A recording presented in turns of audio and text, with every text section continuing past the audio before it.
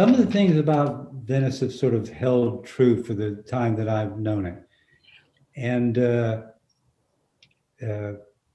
I know of it from the 50s and the early 60s, it was like the beat poet era there, and the Gas House and Jim Morrison period.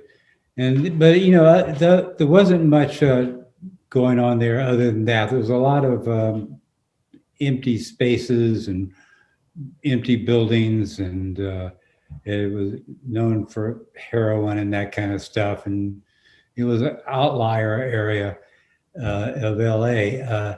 Back in the 20s and 30s, Venice was, at one point, Venice was as big as LA, but it was known for all of its debauchery, and you go out to the bathhouses and all. And this is where the carnivals and all that kind of stuff. It was like a party area, right? During Prohibition, this is where the liquor snuck in and that kind of thing. So it went from this beautiful sort of place, and LA was, it's like the snooty, hard to believe side of it. And then it became, the derelict area it was in the 50s. And then in the 60s, I guess that's when it all started to come back. And I didn't get there until 1978 or 9, somewhere in there. And at that time, everything was back and busy. It still had the very bohemian atmosphere. It was already a place where European travelers would come because of the reputation it had, and it was already drawing big crowds in the weekends. But at night, it was very dangerous. I was living on the boardwalk there for a while, and you did not go out on the boardwalk at night. And we had friends that were robbed at gunpoint going out to their cars in the morning, right? It was just a kind of a dangerous place. Now it's not. I mean, you do have some gang activity, but it's completely divorced of anything. Like now it's like a party city, there's like bars and food trucks, and it's just, it's a whole different sort of feel to it now. The character of the place itself as an art community, both the sort of bohemian nature and the sort of camaraderie that you get that's cross-cultural, all of that is still there. And the community itself, while you have the face of it on the boardwalk in Venice, the community is really all of these little houses that cover the entire area. Those are really sought after. So a large community of the creative people in LA live there, right? Writers for Hollywood and actors and musicians and artists, famous artists, all live all on those little walk streets and all around the canals and all through there. So that's really a large community, and that sort of makes up what the real flavor of Venice is. So, and it is a community that the indigents have just as big a voice, building owners and millionaires, right? Everybody is sort of equal there in an odd way, but because it sort of allows a sort of creative sort of quality to happen, everybody loves it and goes there for that, right? What is the thing that allows that quality to happen? That creative quality. I don't know. I've lived in a lot of places. I just go from one place to another, kind of looking for that, and not many places have it. It's just a mindset of the people. I don't know exactly. Do you think it's because the whole region, the coastal region there is in a dish? It's in a vortex. I theorized that it's a vortex, but I don't know if that's really that literal. Well, they made Xanadu there. Yeah. So they did the opening sequence of the Xanadu, I think at on Dudley or Graffiti, the Graffiti Park. Yeah, what is the thing that pulls people to there and doesn't allow them to live anywhere else? Like I've seen so many people. Like, hey, what's up? Do you know Sponto? You remember Sponto? No. He had a little art gallery on Dudley at the Venice West Cafe, which was originally the Beatnik, you know, with all the spoke poets and stuff like that there, and that became a hub for a lot of people on Dudley, the Sponto Gallery. But it seems like there's this like energy there, I guess, is that to be hippy dippy, but that people keep on flocking there no matter what over generations to come there and create or graffiti and graffiti. But I don't know, it's interesting to see what will happen with it, because right now I don't, with the pandemic and everything, it's pretty, it's you know, there's a lot of people leaving LA, but then there's people coming into LA that can fill those spots. I mean, I guess what is the question I'm asking actually is, I guess it'll always be like that no matter what, beyond generations. It'll always be a vortex for people to come to, you know, create in. Well, you know, that's kind of what I think, but you know, nothing is absolute. So nothing is absolute for sure.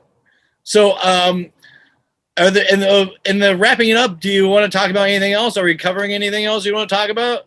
Do you want to? No, I don't have anything. I'm just sort of, you know, you give me a lead, I take and run with it. If you got any more leads, I'll run with it. Okay. What's can we see that that watercolor that you have in the background there? Yeah, I'll show you. Want me to just walk around and show you the watercolor? Yeah. So I quit because I don't have a way to picture it up there. I can kind of point it at it. And here's I don't know if you can. You can't see that. How about this one? Can you see this one? Lower the camera a little bit. Oh yeah. Damn. What's that one about? Is that like Ed Moses on there or something? So this is here. I'll show you. Let me, while I'm walking around with the camera, let me show you this one.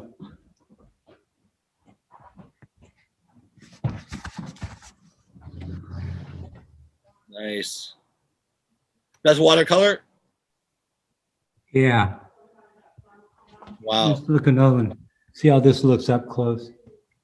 Can you see anything there? Yep. Those are your horses. Yeah. Is that watercolor?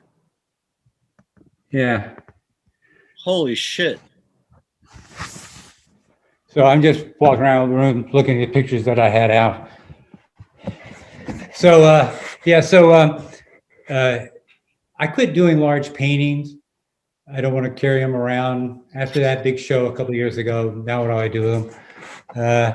So now I'm just working on watercolors because they're sort of smaller, easy for me to deal with. And I'm learning something completely new. And I have done some in abstract sort of formats, and then some that I'm learning how to do it in kind of a photorealistic style so I can do my portraits. So that's what these are. This group down here is known as, we're known as the Lunch Bunch. We meet every Wednesday lunch, I know, 7 or 8 years or something, and we're all artists and you know, potters and, you know. Do you remember? And that's who they are, and that's it. Do you with watercolor, because I love watercolors as well, but like, do you like to work wet, or do you work dry with your watercolor? You know, there's different techniques, and I'm just discovering a lot of different ones. What I've sort of I work kind of wet, but yeah, there's a lot of different techniques. The watercolor, do you like the punch it gives you? Because all your watercolors I just saw were just dynamite with detail. I mean, how do you do that? I guess is it? I mean, they look so polished. Well, thanks. That's what I'm trying to develop, to being able to do the portraits with watercolor. The kind of what I like about the watercolor, other than I don't really like that it's such a pain in the ass to work with, but there's no there's no there's no binder to speak of. It's where you get your most vibrant color is with watercolor. So that's kind of like that. So you and also, I don't know. It's a new medium. I'm just enjoying trying to figure it out. Well, the portraiture, I do believe that was of your wife, looked the sides. Do you do dry brushing on top of are you just doing the dry brushing on top of it to get that clean effect? Where it almost looks like those almost look like an airbrush in a way. They're so like the gradation between color and and white, to makes it look really, I don't know. I guess that's just because you're Rip Cronk and you're a master artist. I'm just weird. That's right. You're asking me how I do it? I don't know. I just get up there and kind of go like that. I don't know. And so how do you to inspire other people to lean into their creativity? Is there anything that maybe, here's a strange quote. Is there anything that you would have liked to have known before you got into this hardcore that you could tell other people to advise them when they start being creative and finding their voice? Well, me personally, had I known that the movie industry was out here, I would have come out here really early on and gone and started painting screen sets and become an art director and gone up in the movie business, where you can make a lot of money with a lot of fun, because everybody in the business is really good at what they do. That's why they're there. So, and you work on a project, you didn't get to take off until the next project. No, man, I'd have been doing that. So I didn't know about that, or I'd have kind of moved in on that one right away, just to become, financially okay. In terms of what I tell people is, don't do it. Oh my fucking God. If you're going to go out there and try to make money in life, you're making a mistake.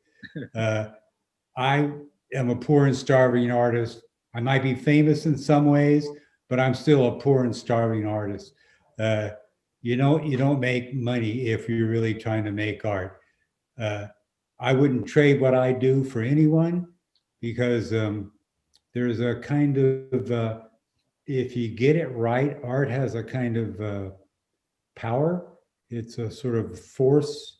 It's a force in culture. It's sitting there like radiating. It's beaming what it says as a factor of culture out to everyone who looks at it. So it has a kind of power in society that sort of bypasses everything else, right? So you look at an advertisement, it can be done incredibly well, but if it's an advertisement, you just blur, you just go by, you don't even see it. But if you go by a school mural and it's sort of mediumly well done, you stop and admire it. You're looking for what it says to you as a factor of culture, completely independent of the commercial and all the other imagery that's in the world.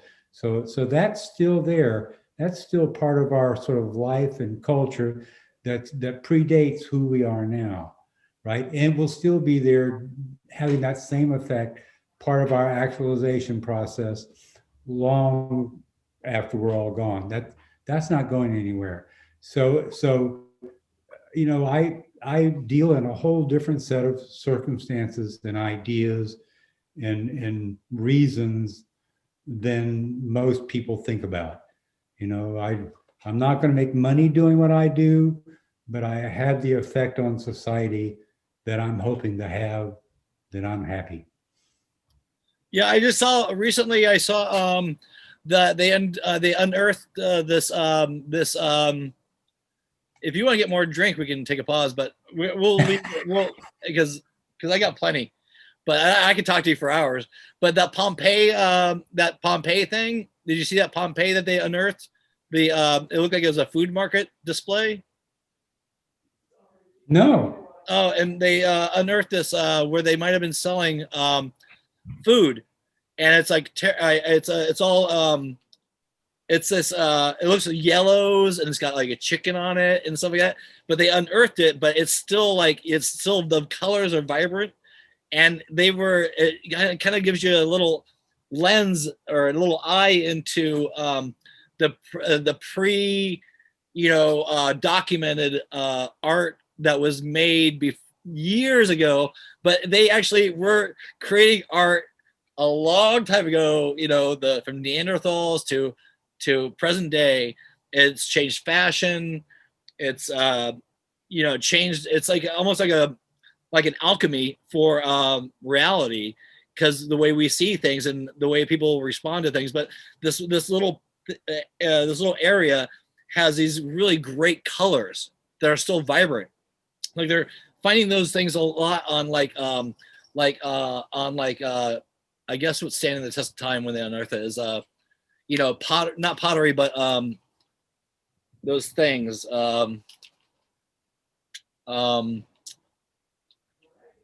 like it's bricks, like tiles. That's what I saw that. You saw that? Yeah. So let me say to what you're saying, and you're absolutely right, and I'm completely agreement with that. And it's the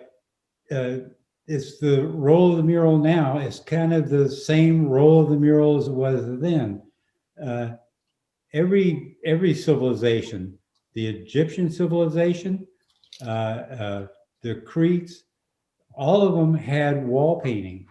And while it just footnoted in history, the wall painting was everywhere. Even in the Renaissance period, when you go down into the city streets, it was like graffiti was written there about public issues and stuff. So the same sort of dynamic we have today was actually going on in the Renaissance, and it was going on in previous civilizations all the way back to the Egyptians. So just to kind of reiterate what you were saying, yeah, and the way the art functions is it functions at the site that it's made for, so that you go into a house, here's what's important to the people in that house, and they have it painted on the walls, right? So that's the role that art started out, and it's been that way in every civilization, and they've all had a lime plaster, fresco. It's lime plaster, right? That went through every civilization except for the Egyptians, and they had a different technique that wasn't lime plaster, but they also had the colored painted walls that they find in all the different, discoveries of. Yeah, they're even thinking about the Sphinx has been predated before the Egyptians got there because of water markings, and they've traveled beyond the Sphinx, Easter Island, and particularly the Sphinx. The degradation of water, the timeline between the water line of the Sphinx predates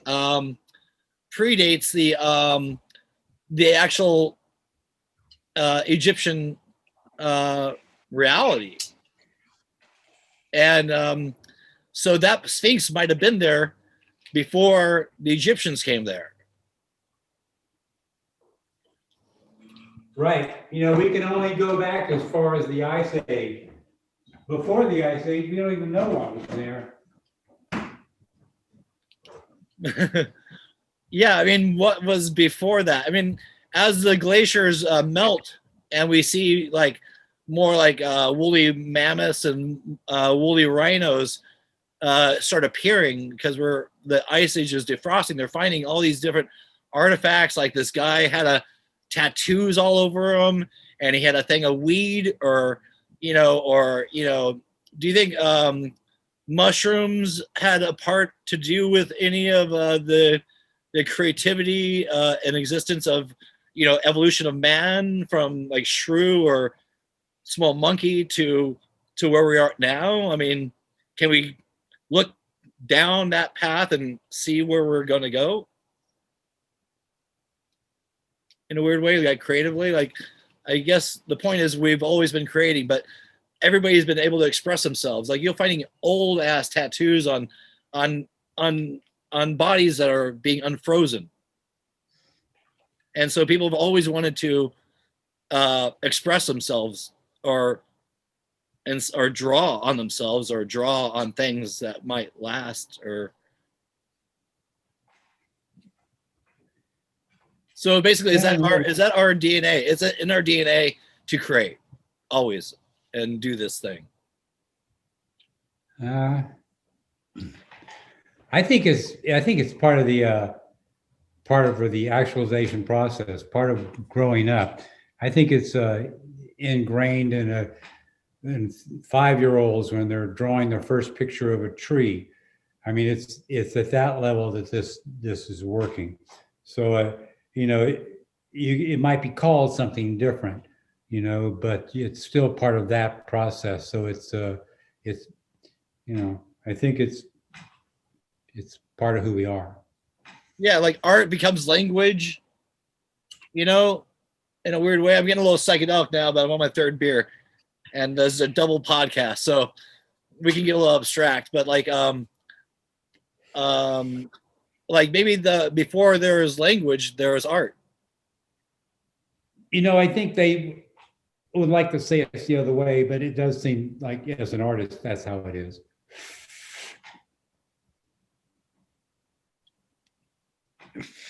So where do we go from here as a society? Like in 10 years from now, what do you think it looks like with fashion and like, is it just going to be we're living in a multi-dimensional reality.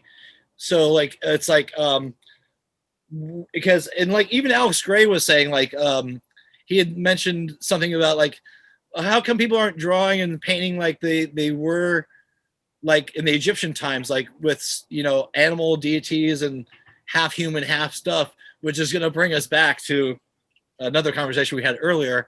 But like he said, well, we're still doing it. We're, the Egyptians had the dog-headed, there's lots of different gods with half animal, half body, but we're seeing that today through even your horse humans, and people are wearing things that are on their shirt. So we're still wearing symbols of animals combined with humans.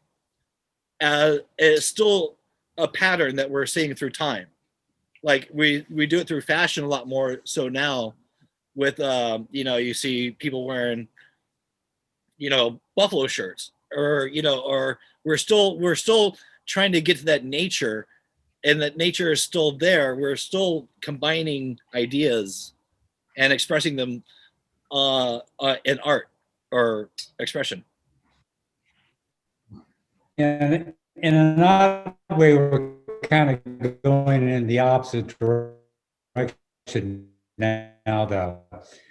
I mean, we're developing who we are through art, and here's the cave paintings, and we're realizing ourselves, and that's where language comes from, maybe, but there the idea is you identify with the pattern of the animal, and you relate it to the pattern of your own life, and that's kind of how you're separating yourself from a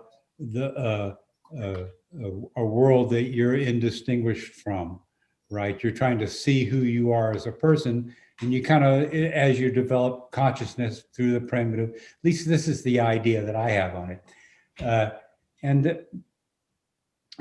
When you see the animal being represented in the primitive state, it's for the identification with this animal. They don't think of themselves as being the animal, but they're thinking about the pattern of the animal and what he represents in their life, blah, blah, blah. But today, we're already there. We got that. When we grow up into the linear, conscious, self-aware mind's eye who sees the world. The world is, our feelings come from the unconscious. This whole sort of understanding of the world, they didn't have that then. This is sort of, that's all from the Enlightenment forward. Before that, things were all more primitive in terms of how we understood our relationship to the world. And the use of the animals helped pull us out of that. So now we're here. So now we're going, oh my God, what do we do? So we're looking to sort of reconnect with the world around us, right? So the animals, how now we're going back. So now it's like the head is the, right? Anyway, so there it is. That's, the hands are now no longer hands, they're the animal, and that's where I go with that. So the paintings, that's what the name of that painting was, a cultural transformation myth. Well, I in fact think that. So if you want to go through change, you kind of identify with the mural, and through identification with the mural, you get to go through the cultural changes that you have in your mind that you need to do, and this gives you the way to do it. So it's a vehicle for change. So that's, so I kind of threaded all that stuff pretty together. You set it up pretty well. Yeah, we're like, I think we're just in this really interesting. Do you think this is a paradigm shift that we're going through right now? Well, that's the word I use. Yeah. Have you been reading my papers or something? Yeah, no, I think we're going through a cultural paradigm shift. I do. We come out of a kind of modern culture that was hierarchically ordered, mostly patriarchy.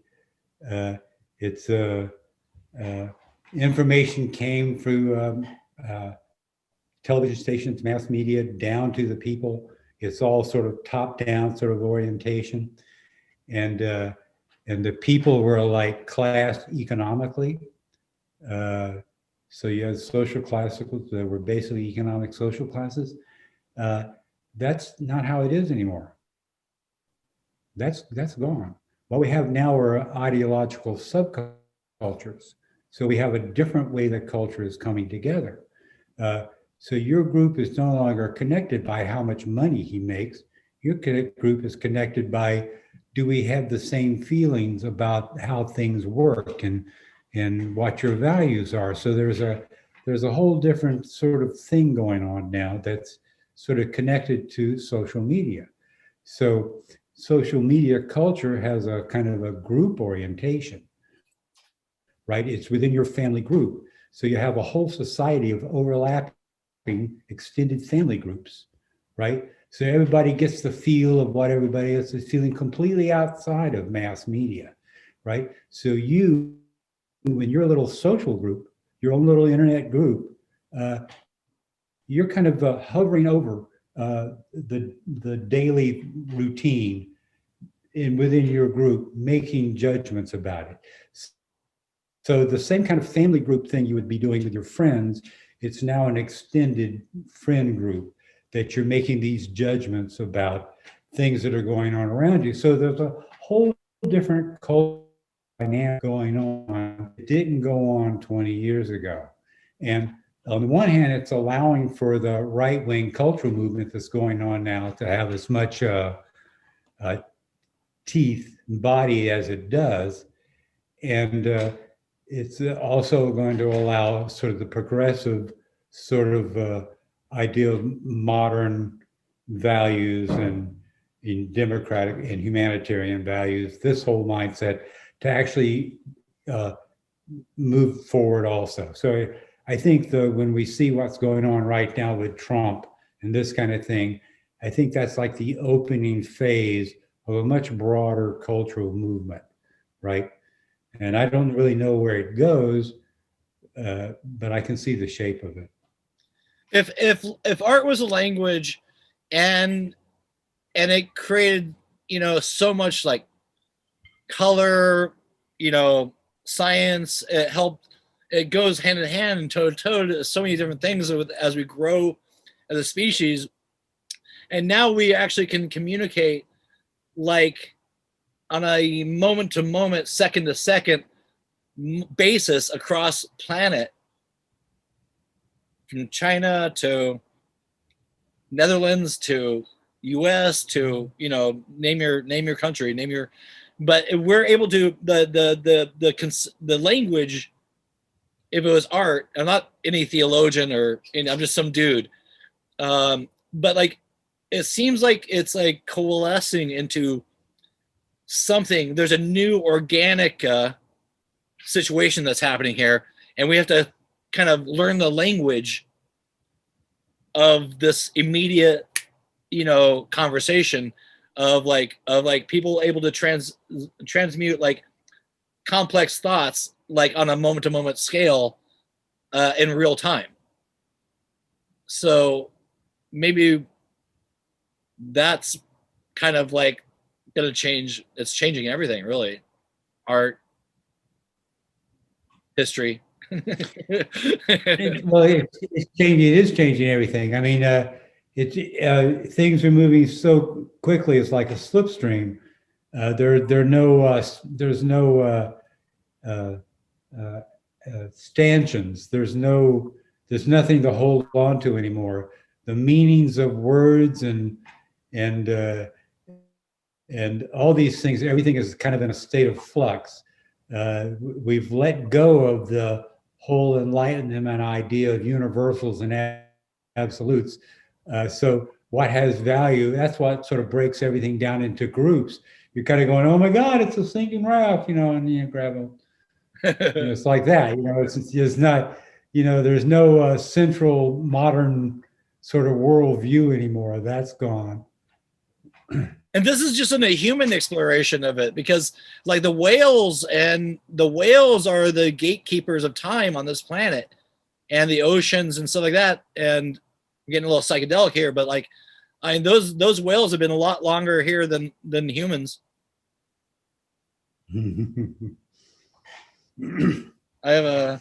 So I don't know where to go with the whales. Well, it's just like time and reality is shape-shifting in a form that we can actually see what it looked like and where it's at. So where does it go from here, I guess? But just because they're finding like whales used to walk on land, and just as a part of the planet, humans, we're just part of this planet, and we think we're the whole planet. But I guess as I'm talking to you, I'm exploring the idea of just where we go as a species from here.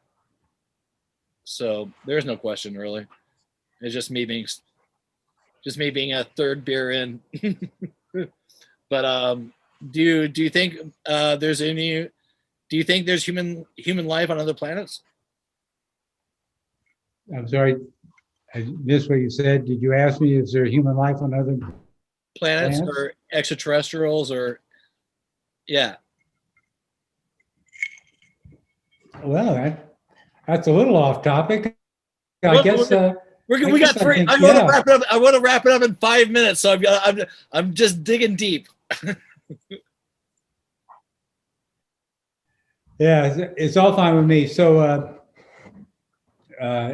there has to be other stuff on other planets. It's just the distances are so great that hopefully we'll never be involved in them. We have to, come up with our own solutions. Well, Mr. Rip Cronk, this has been extraordinary, and I've learned so much. And I can only sing your praises for so long before I start sounding like I'm blowing smoke up your ass. Yeah. But we sat around, got drunk, kind of stoned together, so I enjoyed it. Perfect. All right. Well, let's talk in the future. All right. Happy 2021. Okay. Legend Rip Cronk. Kind of. Wow, that was a good fucking interview.